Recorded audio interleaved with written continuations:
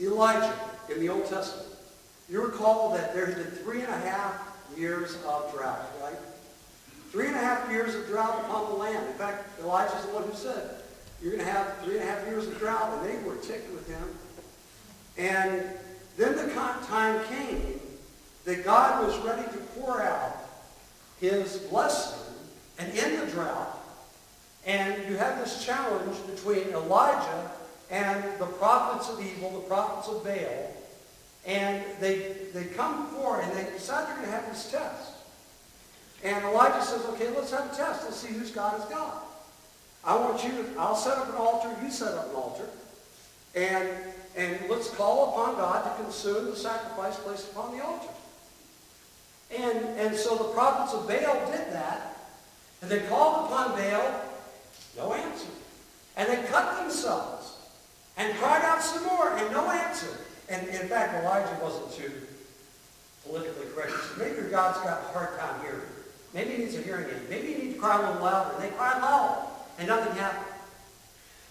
And then Elijah, when he got ready to call down the fire from heaven, he did something that was interesting. It says that he took, on top of the sacrifice and the wood, he took water. And you know what? For years and years and years, I thought, my goodness, that's just Elijah showing off. I mean, think about it. If you're going to call down fire from heaven and you know, it's hard enough. How many of you have ever tried to start a fire with, you know, just rubbing two sticks together? I mean, calling down fire is even harder. But the fact that he's pouring water on it, I mean, it's really showing off. Until years after hearing that story, God spoke to my heart and said, no, I wasn't showing off.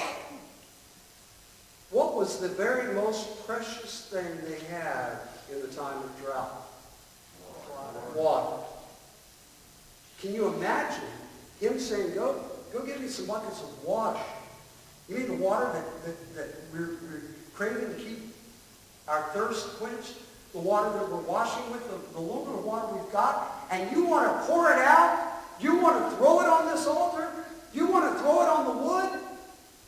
Yeah, that's what I want to do. Why? Because to get that water, I've got to give what's most precious and what's most costly. And you know the story. God's fire came down, and it says it lit up the fire, the wood, the sacrifice, and all the water in the ditches around it. And then came the rain. So, beloved, the good news is, if you got it as a sacrifice, and you've got it on the altar, there's a due season. Don't give up. Don't give up. For the rain is coming. Let's stand here.